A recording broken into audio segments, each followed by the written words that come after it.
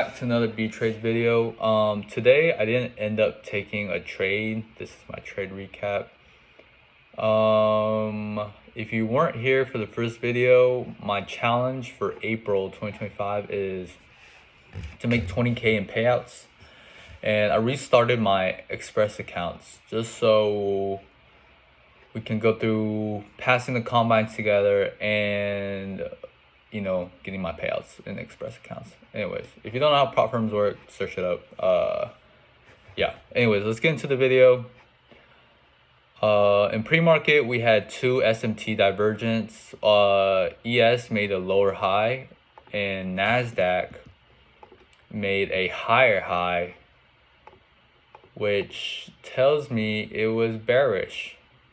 But then price said, "Nuh-uh, let me go back up." NQ made low or higher lows. You can see right here. Let's move this bitch. Oh my gosh, don't need that. Higher lows, and ES made lower lows.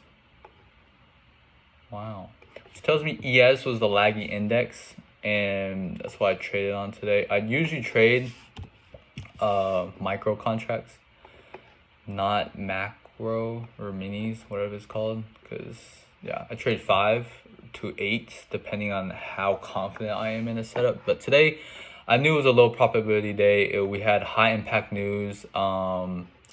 Tuesday 9:45 and 10 we had an orange folder and two red folders, so I knew I needed to wait out the news candles before I actually entered off my trade, and I just couldn't find an entry after news candle hit. Let me see, market open 9:30. We actually broke structure to the downside right at market open, and then broke structure again at 9:45, the orange candle. I was waiting for this order block to be filled and then a reaction off that, but clearly it didn't happen. 10 o'clock news candle, it just dumped, taking out, let me see, 10 o'clock news candle took out previous lows, market hourly previous lows, and Asian session lows right here, and kind of did this thing.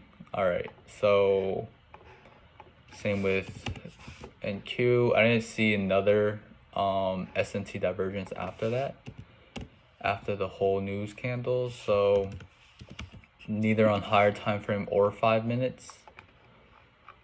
Let me see. So yeah, price dipped, took out lows, and then I knew it was gonna be reactionary off of that. I look-y really wanted to trade today just so I can show you guys, but smartest thing for me to do is not to force trades. That's what I learned after blowing so many goddamn accounts. But that's what ultimately made me profitable, is just not forcing trades, not only trading my strategy. Trust me guys, if you just trade your strategy day in, day out, and you follow it to a T, no matter win or lose, over time, you will win more than you will lose if your strategy works. If you're trading off, I don't know, fucking patterns and hillbilly patterns, like I don't know what to.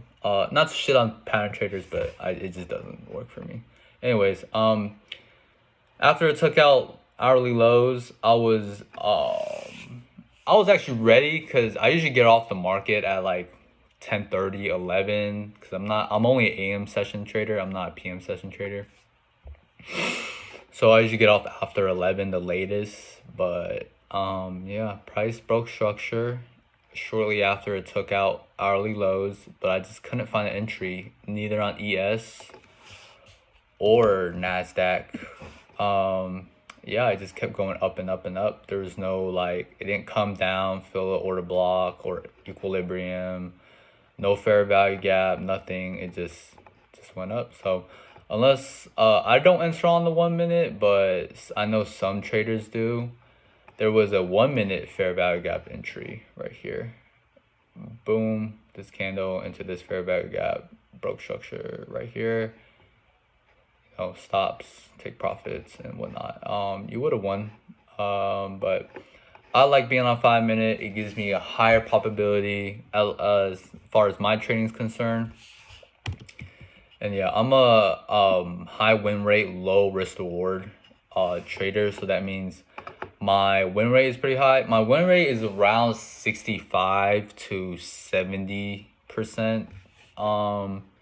It's my win rate, and I usually I usually trade 1 to 1s or a 1 to 1.5. Sometimes one to 2, but that's pretty rare. I usually trade between 1 to 1 and 1 to 1.5. And if you have a higher win rate, obviously you do the math. You win more than you lose. So it's like you make $10 back to back, and you lose $10 on the third day. You're still up $10. But obviously, I'm not trading with $10. I'm trading with hundreds of dollars to 1,000 per winning trade.